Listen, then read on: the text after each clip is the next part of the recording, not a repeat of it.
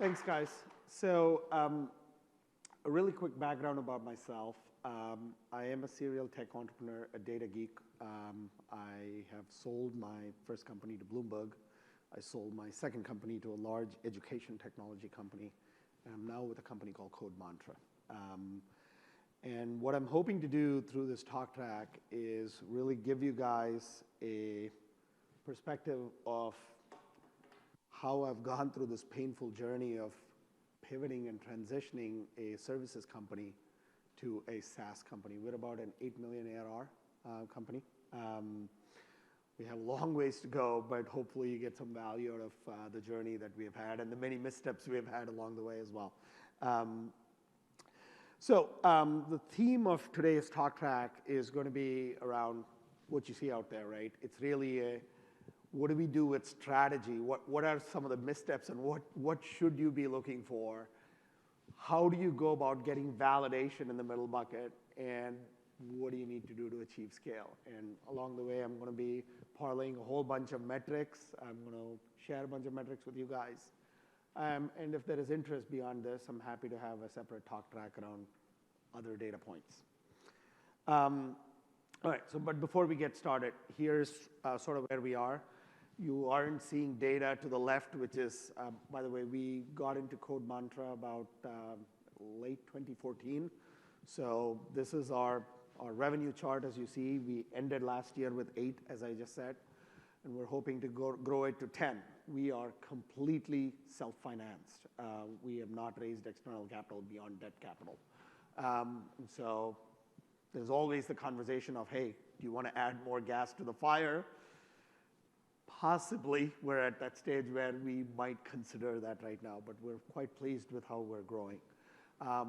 We are, by the way, in a space called intelligent document automation. In short, what that fancy buzzword means is we extract contextual data out of complex PDFs. That's what that big buzzword means. But anyway, that's sort of our journey. As you can see, this gray line was pretty much 100% of the company 7 years back, and it has slowly started coming down to where it is today. All right, so the first part is really the strategy stuff, right? Look, every startup, and I've met a handful of them here and I've been one too, right? In the early stages, everybody gets jazzed up about TAM, and when you make a VC pitch, it's all about TAM, and you have a big TAM, and on and on and on. Everybody's got a big TAM. All right, TAM's great. You got to have a good TAM.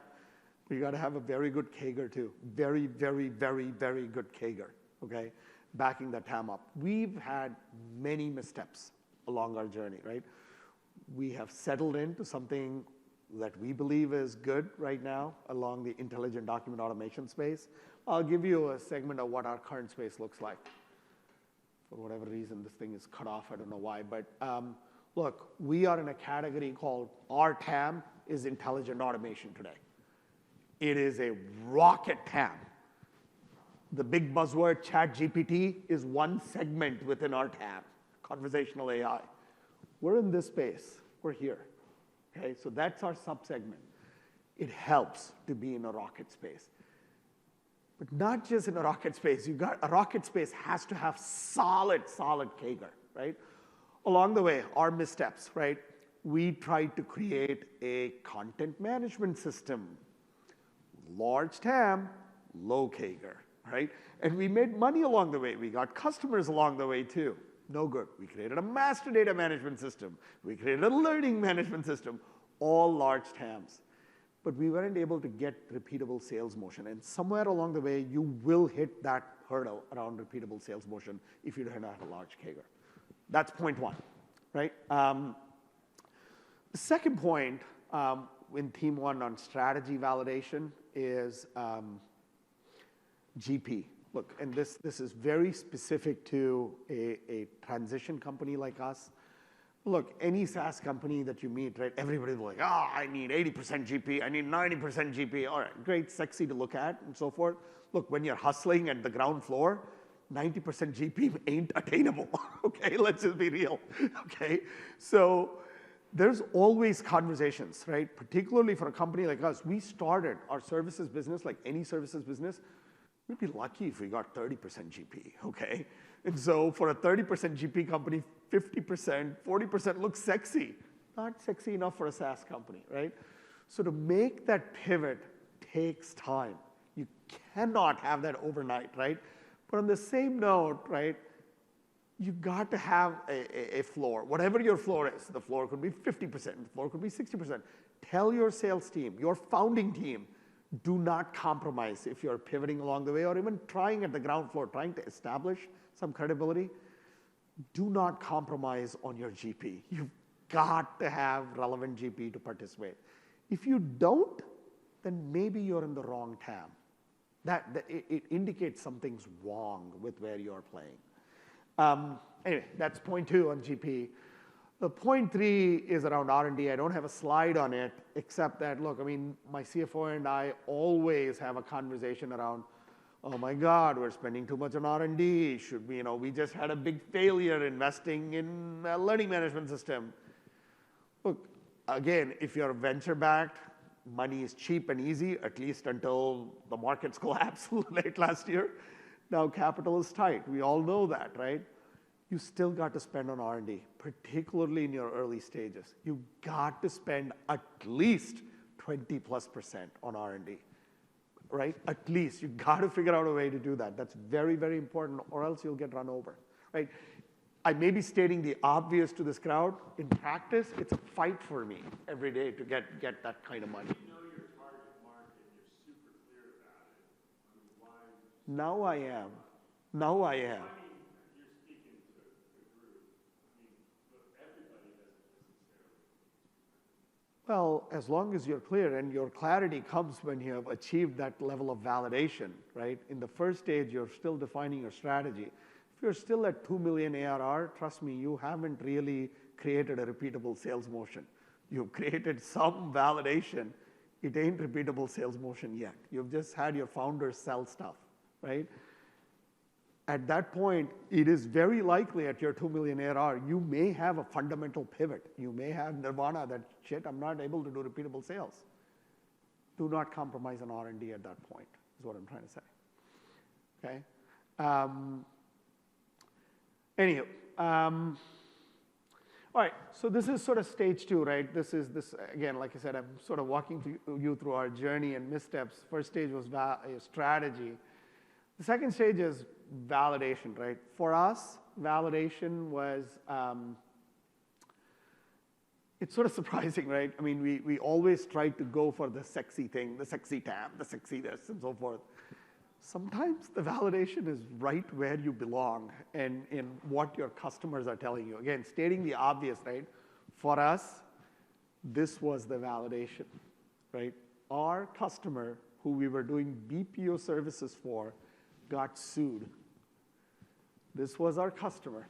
This is our customer. They got sued by one of the federal agencies.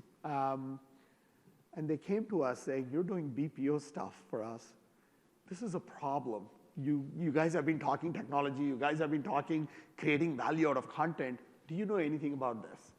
This was our start in 2019. They literally got sued in Q3. We created a solution. We learned that solution along with them. This was our use case. This was our beginning in 2019 to scale up our product. Like I said, sometimes it's not the only way, but many a times the easiest path, the non-sexiest path when you're pivoting is your customers. It's probably the fastest way to seek validation. That has helped me in this company. It has helped me in a couple of my previous exits as well. Your current customers might help you pivot very, very effectively. Anyway. The other thing, again, stating the obvious here, a lot of VCs will look for, LTV to CAC ratios, your NRR, your GRR, well-published metrics on all of these things, right? All these VCs will say, oh my God, you have an LTV to CAC of 6 or 7. There needs to be more fuel to this fire. Let's add more gas. Look, if you are in the validation stage, in my humble opinion, it's totally okay to have an LTV to CAC of 8 or 10. You better have that LTV to CAC. because you're still selling through founders, you're still trying to create that repeatable sales motion. I hope you're generating massive bang for your buck, all right? It's very important to do that. Capital is tight now in the last few months. Before it was free-flowing. When capital's tight, trust me, that 3 to 4 ain't going to look sexy. You need more than that. The other thing, because we are focusing on our customers, like I said, the easiest way to validate is to minimize churn and maximize your NRR. Our NRR, 3 years back, approached Snowflake's NRR. We were close to 200% in NRR, okay? And it's easy to do that when you're pivoting, when you have a customer base, when you have validation. It actually speaks to your validation more than anything else. To us, that was very, very, very helpful. Now, along the way, and you'll see these in the next set of slides, obviously there will be a reset to that. It'll start approaching industry metrics. But these are when you're in your validation stage. Don't go with the 3 to 4 and say, I need more gas to this fuel. Try to prove your market further. Look, the last piece is the scale piece. Candidly, we are in this phase right now, so my slide might look different a year from now. Look, it's important to identify, like I said, despite your TAM, look, there are many players in our TAM now. It is a sexy TAM. For a company our size, without external capital yet, or even if we have external capital, it's very important to have a white space. You're playing in a big, big field. Figure out your white space and crush it, right? Again, stating the obvious here, but it was very, very important to us to be that, right? So that's my first thing. To us, what happened with that is, lo and behold, this has become a hot topic. The Supreme Court started weighing in on what we're doing around our compliance. It has become a very, very hot topic from a use case standpoint. The other thing in our journey, right, as we're looking to scale, to me, and this is not just a code mantra experience, it's an experience from my entrepreneurial journey. It really depends. It really depends on your repeatable sales motion. You clearly have to have repeatable sales motion at this stage. It varies depending on what your product market need quotient is, right? So look, in every customer, again, you'll see this many places across the internet. The most important thing is, in large buckets, your product market fit has to create one of these 4 values, right? Our initial value proposition was save customer money, in very simple terms. The sales motions are very different than where our value proposition is today, which is get customer compliant, right? Very, very different messaging. Again, stating the obvious, but the types of dollars, the types of sales cycles, the types of LTV to CAC that you should expect changes with all of these need quotients. We had to graduate our entire sales deployment, our entire sales and marketing money that we spent. Our organization fundamentally changed from a value proposition of saving money to getting customer compliant. A big, big portion of our money right now is creating awareness. It's actually not selling, right? That's important in the compliance space. And then lastly, look, this is a lesson learned through many years, right? And particularly, look, I'm not a flamboyant 10x, 20x multiple guy. It's important to know your valuations on where you stand. It's sexy to get 15x valuations. I would love to get that too, but be realistic on where you stand. And there's plenty of data out there in the marketplace, right? Mr. Wonderful and Shark Tank always says this, right? You need to know where you stand before you ask for something. Look, and there are different options, right, on what we need to do to get that exit outcome. If you want a 3x outcome, there is a defined set of path for it. If you want a 10x outcome, it's a very risky outcome. You've got to have a whole different set of strategies and capital for it. So, look, we are in the 3 to 4x game right now, candidly, in terms of outcomes. we're sort of contemplating, is that good enough for us, or should we get more capital and grow our company? So hopefully that was helpful. That's my time. All right, thanks, Sanjeev. Yeah. We have just a couple minutes. Any questions for Sanjeev? You mentioned moving away from professional services. Do you see a scenario where it actually makes sense as a public company to sell more professional services? Professional services is a way to obviously fill your cash flow bucket, right? And so if you are, look, again, having had few exits, my strongest piece of advice, try to delay venture capital or any kind of capital raise money as far as you can. Sometimes it's hard. One way to mitigate that temporarily is by selling PS, right? But watch out. You and I were talking about our journey with the customer. This is a very, very large customer of ours who has forced us to do a whole bunch of PS. The last 2 years, our precipitous drop on that PS was unwinding from them. We still have that customer, but we have lost that revenue. And that's okay, because as you know, investors don't care a lot about that. Matters if you're about to exit. It doesn't matter if you're in the journey to pivoting. All right, thanks a lot. One more question, then we'll go move. You mentioned that you guys use some debt, right? Sorry? You guys have some debt. Yeah, we have a lot of debt. But because in our mind, if the LTV to CAC ratio is high, the payback period is short. Yep. And let's say the debt terms is, Yep. below, it's like single low digit. Yep. Then to us, the way we think about it is like a money printing machine with like low cost of finance. Yep. So I guess like how much debt becomes too much debt? Like what are your take on like what is too much debt? What is like too less debt? Where you not consider leverage? It's a very good question. I'm happy to chat separately, but the quick answer is it depends on what your ARR is, right? It's a function of your ARR.